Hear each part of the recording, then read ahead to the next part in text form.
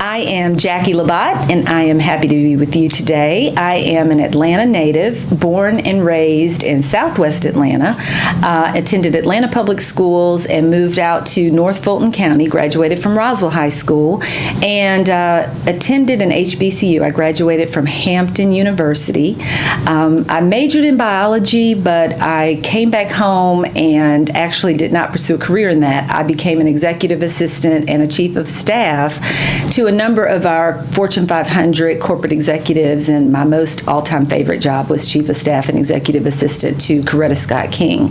I stayed in corporate America for roughly 20 plus years and then began my own business management consulting firm.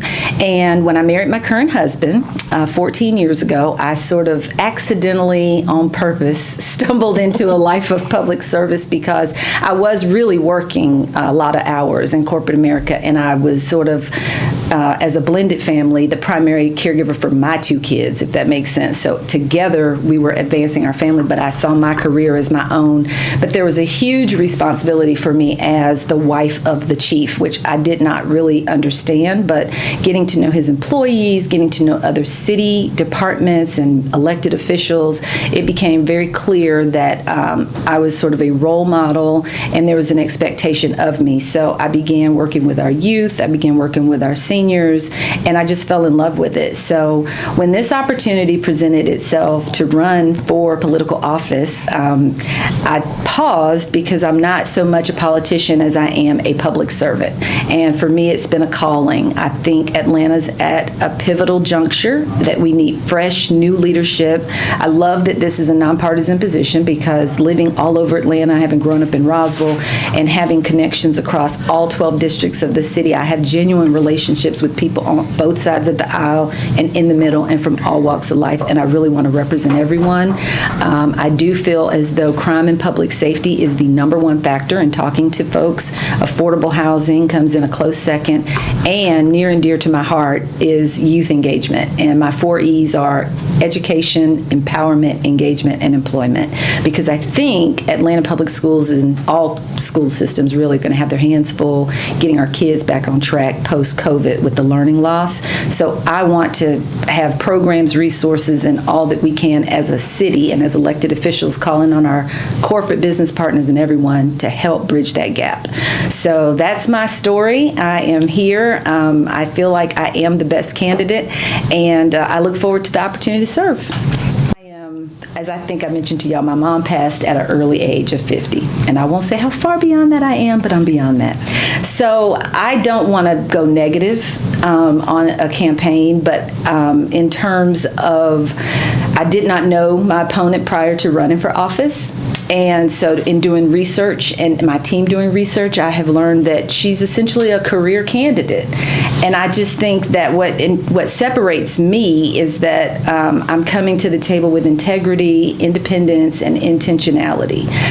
You won't see me on the ballot 15 times consecutive, and from a personal standpoint, I think I do bring a certain amount of dedication for this particular role, and feeling that it's not political for me. So for me, I don't feel as though this position, whether I win or not, is going to make or break me as a person. I do feel that I have a future in politics should I do well. What my goal is to see in 4 years, if I get into office, I can have the majority of my constituent base say, you really did impact my life in a positive way. You impacted my quality of life. Not that I didn't win and sought another office, or I won and then I sought another office and sought another office. So I'm not political. I think I'm not a perennial candidate. So I don't want to harp on negatives of the other person. I just think that from an intention to serve and a genuine, authentic place that I'm coming from, it is unique. Thank you. You've already talked about your number one priority. I was listening to what you were saying, so I'm going to skip ahead for a minute. Okay. Because you have a unique position. You can talk to the king. Yes, ma'am. In other words, you're the sheriff's wife. Yes. All right. So should you win on city council, what can we tangibly do with not only social programs in the community and the churches and our morals and what we teach and trying to change the culture, etc. But what can we tangibly do to get more police officers, well paid, well treated, cameras on the streets, lights on the streets, services for young people and for our elderly to be able to go to. In other words, what can we do to take crime down? And I'm going to sound like crazy right here. Zero. Well, the one thing that I will say, let me start with that in terms of being married to the sheriff. Mm-hmm. So when you talk about our relationship, it's interesting because it's Sheriff Labat and Mrs. Labat, wife of the sheriff. Then there's Pat and Jacki. And then, we just have our own different kind of personas. So when it comes to sheriffing, obviously he is the sheriff, and I support him, and I'm a helpmate in that regard. But I do have a voice in terms of trying to get him and other law enforcement to understand the other side of the conversation and to understand the humanity and understand the racial bias within law enforcement that people want them to acknowledge and bring the community together. So I feel like I'm a uniter in that way because while I don't interfere with Sheriff's Office business, I do think I bring a balancing ear and a different perspective that sometimes law enforcement, whether you're black, whether you're white, whether you're Asian, you become blue. And it's like, wait a minute, you're people. And you got to understand what other people see when they look at you all. And you got to be able to hear what they're saying, right? But in terms of crime, I feel very strongly that regardless of who the mayor is, regardless of who's in control, there will not be a light switch. And so I really caution people along the campaign trail from buying into this whole, so-and-so gets into office, bam, it's about to be this. Patrick, as sheriff, is doing some innovative things and working with law enforcement across APD and other municipalities to impact crime on a number of ways. And I think with the right leadership at City Hall, APD will begin to build their morale, they'll have their resources, they will have their training, and they will get the right people on the street and do the right recruiting. But I also think we can't just throw money at it, and I think that having our accountability with law enforcement does not have to be mutually exclusive from actually policing, right? We can police, we can set a bar for what we expect in Atlanta and how we expect people to behave, but we can also hold law enforcement accountable when they cross the line, and we can make sure that training is where it needs to be. Because I think the racial bias, when you look at the institution of policing and you go back to the history books and you really see how it was legal to sick dogs on people, and the government backed hosing down people, right? Yes. So obviously those times have changed, but has the mindset, has the culture fully changed? And so as leaders, we really have to hold our chiefs and sheriffs and those in power, elected officials, accountable to have the fortitude to be able to say, listen, this is the truth, let me educate you, and this is where we want to go, but we do acknowledge the problems of the past. But I do think that Atlanta is going to have to set a tone for what we expect from citizens and visitors alike, because in certain circles, not all, Atlanta within 285 has become the place to commit a crime, or to drive with a suspended license, or smoke marijuana and be puffing it out your car window, because you're going to get a slap on the wrist. You'll get a signature bond, or you'll get this or that. It's just known for people who are kind of sort of up to no good. Stay inside 285, but don't go to Clayton. Don't go to Gwinnett. Don't go to Cobb, right?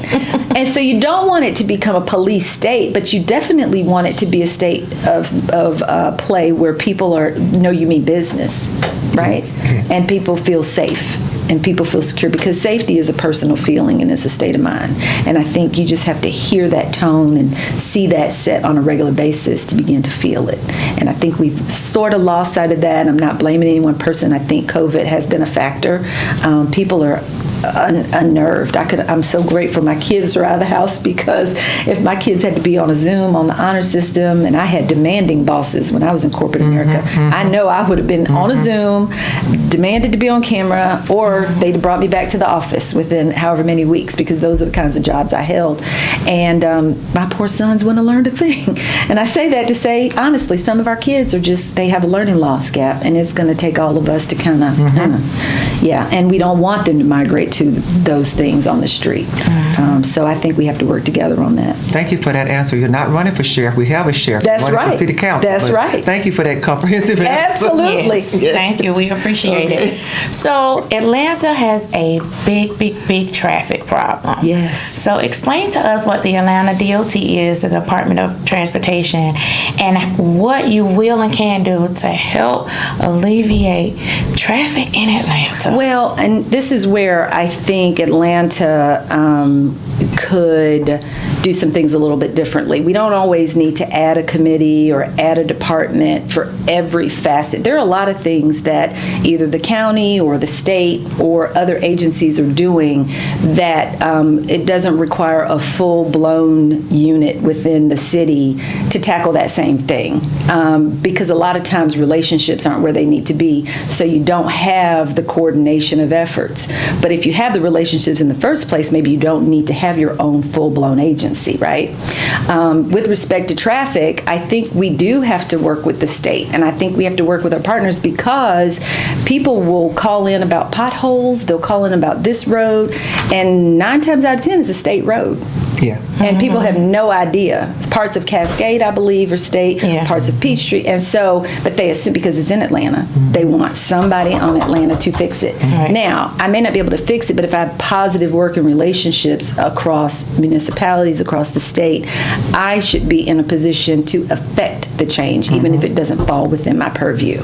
But if you can't even pick up the phone and make a phone call, if relationships aren't there, then your residents and your constituents suffer. The problem we have in Atlanta is that, look at our daytime population, millions. Look at our nighttime population. So I just left a luncheon where 3 to 5 people came up to me and said, I want to vote for you, but I don't live in Atlanta, but I work down the street. That's just what it is. You go down the hall of Piedmont Hospital, you go down the hall of wherever on Peachtree or, Buckhead down to downtown, and a lot of those people don't live in Atlanta, but they drive in. And they're in their cars. And so a certain segment of people are going to be in their cars, and we need to account for that. We need to have the faster lanes to be able to get traffic moving. But we also need to account for having jobs in the city where people can afford to live near where they work, and maybe that will cut down. Or having jobs and having transportation hubs where more people will take advantage of MARTA, because I just don't think that we have enough buy-in on MARTA. I'm always told MARTA came after the fact. When you have the blueprint of the city, MARTA just kind of fell on top of that, as opposed to the city being around it. So you just don't have the ridership that I think ultimately, everybody would like to see. But traffic is a real issue. It's probably something that isn't going away, but it's just a matter of how do we best alleviate the bottlenecks and keep it flowing in order to, improve emissions and improve people's quality of life. I think people working from home has been fantastic, and hopefully that's a functional, viable trend. For some businesses, maybe not. But for those that it is, I think that's wonderful. I met a lady today. She drives in. She moved out further because they did go to a permanent 1 day a week in the office situation. And it's a 2-hour commute. I couldn't believe it. But she only has to come in 1 day a week, and she loves it. And she's working 4 days. So I don't know, for a lot of businesses how realistic that is, but that's just an example of how employers can shift to help accommodate traffic patterns as well. And in fact, this tape is going to everybody in the metro area, and we would like for you to also, once you get it, to expand it. And when a person tells me in my fictitious life that I can't vote for you because I don't live near you, I just tell 10 them people and write me a check. Oh, that'll work too. But also spread the word. Yes, Spread the word. yes. Spread the word. So This is a segue to my next question, which is really not on here, but we've been asking. Yes. The governments are really inextricably linked in Atlanta, those three governments. And we need them to kind of work in tandem and look at those resources and You say city, improve, county, state. city, Fulton County, the city, and the school district. and the school But now let's just district. expand Okay. it. Let's just say the state too, because regardless of who the governor That's is, right. You're going to still have to have some type of working relationships. Absolutely. And we want people in Atlanta to understand, regardless of party line, whoever is elected, I'm breathing hopefully for the next 4 years, and I need to get something right. done. So talk to us about what you see right now could be improved to make sure that those governments are operating in tandem, not necessarily always agreeing on big issues like traffic and health and crime. Yep. Talk to what we do to improve those relationships. Well, I think when it comes to all of those, that we need to have robust discussions. Like I said, it starts with good relationships. It starts with people who are uniters. People, so many issues and that I discovered in this race. I mean, I know so much about crime and public safety, but when talking to voters and talking to constituents, it's affordable housing, transportation, speed rail on the belt line. You talk about education, you talk about your youth, you talk about seniors, and it's just so much going on. Every time you get a sense of what's happening, it's very polarized. 9 times out of 10, the one thing that I don't find polarizing is our youth. But on just about every other issue, it's the Beltline people versus MARTA. It's here versus there. Yeah. I just think that you've got to have more conversations of bringing people to the table and willing to compromise. And because where we disagree, we're going to disagree. I'm going to work on my initiatives and you're going to work on yours. But where we do agree, we should all come together to move the city forward, to move the county, to move the schools, and to move the state forward. Because you don't necessarily have to like people in order to be able to work with them, or at least I don't. And maybe that isn't holding true for some people. But I think that holds us back if there's some legislation that's going to positively impact the school board or positively impact this district or that, and I just don't like the person who put it forth, or I'm making a ploy or a play. That's where I think I'm unique in this because it's so non-political for me. I want to advance the city. I just want to make the right decision, and tough conversations have to be had, and sometimes you can just agree to disagree. But I think that sometimes you just acquiesce to a hashtag, and I could care less about a hashtag. Put a hashtag on me. I'll put one on you tomorrow. Like if what my agenda is makes sense, and if it's efficient, and if it's for the best in terms of the collective, then I'm moving forward. Yeah. Okay. Thank you. Thank you. So this question is in reference to a growing trend over the past couple of years. We live in a generation where our young people they like instantaneous results. So I'm speaking about our water boys and girls. Yes. So what is your vision, or what will be your plan to help us we don't want to say alleviate water boys, but come up with an alternative plan instead of standing on corners in traffic for those young people? Well, and again, I don't want anybody to think it's January 1, we have new leadership, I should never see another water boy. Right. Because there is no light switch. But what it takes is a collective approach and real impactful solutions. Like I said, don't govern by hashtags. So I feel as though when you look at our youth, pre-COVID and now in the middle of this pandemic and hopefully on the back end of it, we've got to take an approach that is more, I guess it expands beyond a report card, right? I love the fact that I have an honor student who went Ivy League and an honor student who went HBCU and then another student who went UGA, but I also had the student who was not report card and grade driven, but he's a fantastic guy, but as a mom, what did I do when report cards came out? Show me your grades. Okay, you get $5 for every A, or you get $1 for this. And he didn't, and there was just no praise there. But what we found out later was he's super talented in a number of different ways. And so when you hone in on those talents at 10, 11, and maybe you shadow a mentor at that age for the summer, maybe go to Turner Broadcasting, you see behind the board and the switchboard, or you go to a law firm and you sit. These kids, it's about exposure, right? And so you start praising them. And you know, like when you get a hand clap, you get chills and you're like feeling good about yourself.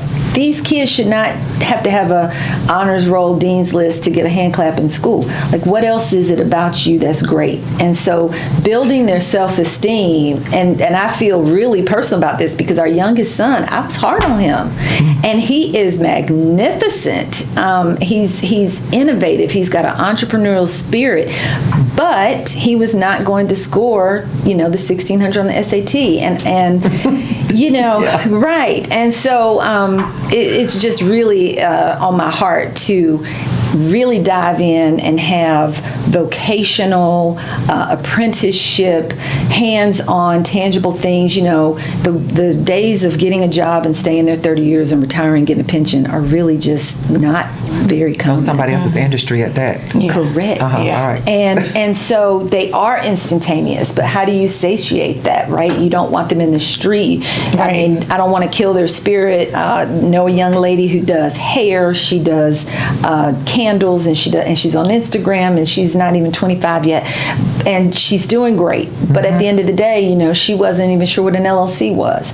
And so if you have that spirit, let's talk about that. Let's get you going. Let's get you a foundation. What is wealth? You think it's not a stack of money on Instagram. That's right. That you hold up to your ear. That will be gone. Right. Get you a baby and get that baby a fever, and you're not going to have that stack of money in about an hour. Right? So build wealth, save money, invest, understand how to build a career, understand how to provide for yourself, and be productive citizens. But I think that I applaud STEM, I applaud STEAM, I applaud all the academics.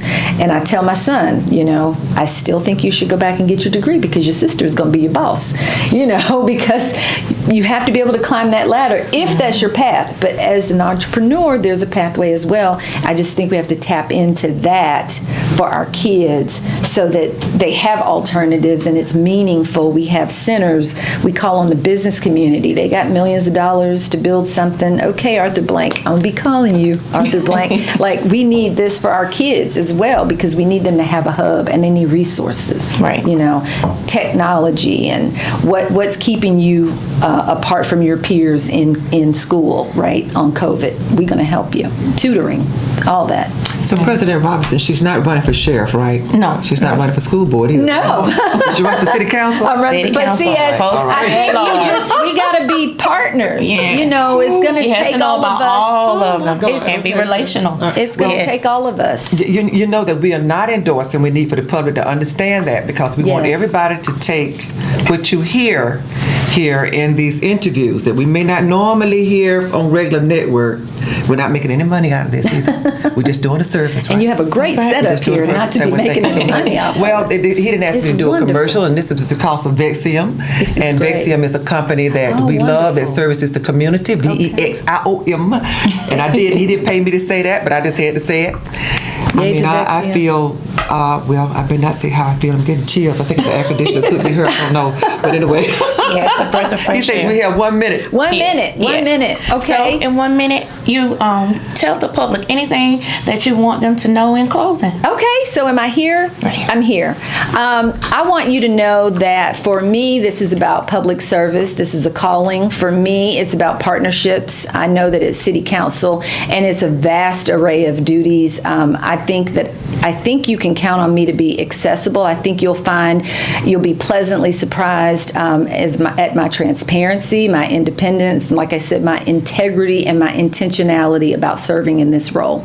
So I ask for your vote on November 30th, early voting 17th through the 24th, and you can visit me at JackiForAtlanta.com, no E, JACKIFOR, Atlanta. I hope that was 1 minute. Yes. I always time myself in my head.